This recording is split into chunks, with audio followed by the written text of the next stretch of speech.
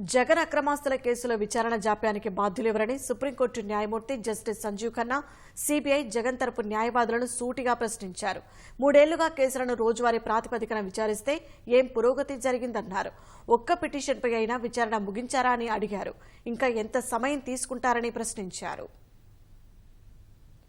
జగన్ అక్రమాస్తుల కేసుల విచారణలో ఇంత సుదీర్ఘ జాప్యం జరగడానికి బాధ్యులెవరు? ఇందుకు బాధ్యత సీబీఐది కాకపోతే ఇంకెవరిది? రోజువారీ విచారణ జరుగుతున్నట్లు చెబుతున్నా ఇంతవరకు ఎలాంటి పురోగతి ఎందుకు కనిపించడం లేదు? ఇప్పటివరకు ఒక్క డిశ్చార్జ్ పిటిషన్పై అయినా విచారణ ముగించారా? వాటికి ఎందుకంత సమయం పడుతోంది? ఇలాంటి కేసుల డిశ్చార్జ్ పిటిషన్లపై ఏదో ఒక నిర్ణయం వెలువరించాలి. అనుమానం ఉంటే డిశ్చార్జ్ చేయొద్దు. చట్టం అదే చెబుతోంది కదా అని సీబీఐ జగన్ తరఫు న్యాయవాదులనుద్దేశించి సుప్రీంకోర్టు న్యాయమూర్తి జస్టిస్ సంజీవ్ ఖన్నా పేర్కొన్నారు. కేసుల విచారణలో సుదీర్ఘ జాప్యాన్ని దృష్టిలో ఉంచుకొని వీటిని వేరే రాష్ట్రానికి బదిలీ చేయాలని, అధికారాన్ని అడ్డుపెట్టుకోని విచారణపై ప్రభావం చూపుతున్న సీఎం జగన్ బెయిల్ రద్దు చేయాలని కోరుతూ వైకాపా ఎంపీ రఘురామకృష్ణరాజు దాఖలు చేసిన 2 పిటిషన్లపై జస్టిస్ దీపాంకర్ దత్తాతో కలిసి విచారణ చేపట్టిన సందర్భంగా జస్టిస్ సంజీవ్ ఖన్నా ఈ మేరకు వ్యాఖ్యలు చేశారు.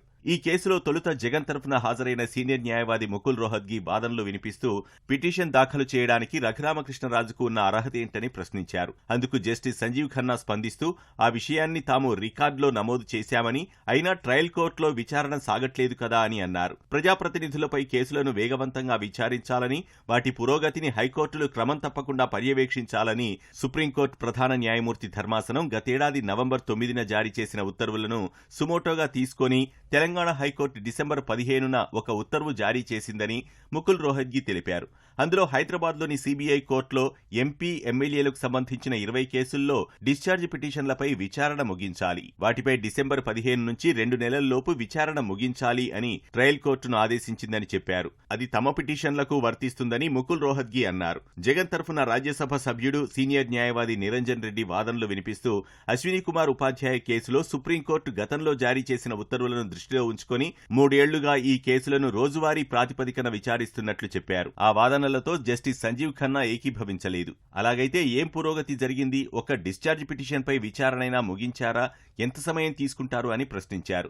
విచారణ 2 నెలల్లో ముగించాలని హైకోర్టు చెప్పినట్లు ముకుల్ రోహత్గి ధర్మాసనం దృష్టికి తీసుకొచ్చారు. డిశ్చార్జ్ పిటిషన్లపై ఏదో ఒక నిర్ణయం తీసుకోవడం చాలా సులభం.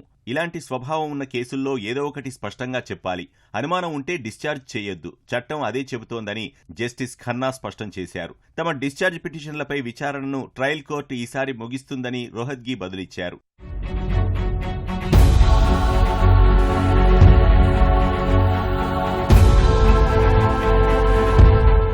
ఏదైనా ఒక కేసులో రాష్ట్ర ప్రభుత్వంలోని ఉన్నత వ్యక్తి ప్రమేయం ఉంటే విచారణను మరో రాష్ట్రానికి బదిలీ చేయాలన్న వాదనతో తాను, జస్టిస్ దీపాంకర్ దత్తా ఏకీభవించబోమని, అది ఆమోదయోగ్యం కాదని జస్టిస్ ఖన్నా తెలిపారు. అదే సమయంలో కేసులో విచారణ సుదీర్ఘంగా సాగిపోతే వాటి పరిస్థితి ఏంటి, పరిణామాలు ఎలా ఉంటాయి అని ప్రశ్నించారు. హైకోర్టు ఉత్తర్వుల నేపథ్యంలో ఇక జాప్యం జరగకపోవచ్చంటూ ఈ కేసుల విచారణను 3 నెలలు వాయిదా వేయాలని ముకుల్ రోహత్గి కోరారు.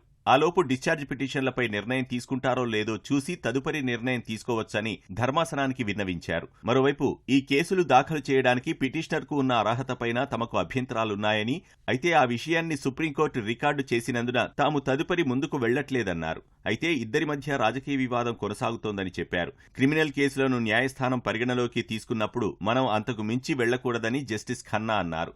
ముకుల్ రోహత్గి వాదనలు కొనసాగిస్తూ రాజకీయ వివాదంతోనే 8 ఏళ్ల కింద మంజూరు చేసిన బెయిల్ రద్దు కోరుతున్నారని చెప్పారు.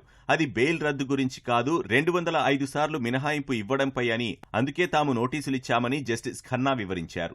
నిరంజన్ రెడ్డి వాదనలు వినిపిస్తూ ప్రస్తుతం ఈ కేసుల విచారణ తెలంగాణలో జరుగుతోందని, అది వేరే రాష్ట్రమని, ముఖ్యమంత్రి అధికార పరిధిలోకి రాదని పేర్కొన్నారు. పైగా 3 ఏళ్లుగా ఈ కేసుల విచారణ జరుగుతోందని, ప్రస్తుతం సోమవారం నుంచి శుక్రవారం వరకు విచారణ జరుగుతోందని, అందువల్ల ముఖ్యమంత్రి రోజూ వాటికి హాజరు కాలేరన్నారు. పిటిషనర్ లోక్సభ సభ్యత్వాన్ని రద్దు చేయాలని కోరుతూ రాజకీయ పార్టీగా తాము పిటిషన్ దాఖలు చేశామని, అందుకే ఆయన ఈ కేసు వేశారని వాదించారు.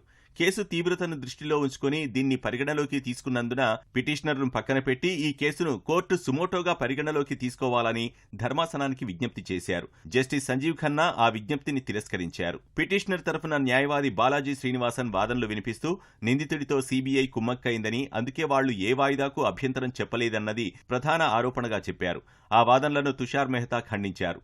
ప్రతివాది న్యాయవాదులు వాయిదా కోరినప్పుడు తాము అభ్యంతరం చెప్పనంత మాత్రాన కుమ్మక్కైనట్లు కాదన్నారు. దాంతో justice Sanjiv Khanna Telangana high court December 15న జారీ చేసిన ఉత్తర్వులను దృష్టిలో పెట్టుకుని ఈ కేసు విచారణను ఏప్రిల్ తొలి అర్ధభాగానికి వాయిదా వేస్తున్నట్లు ప్రకటించారు.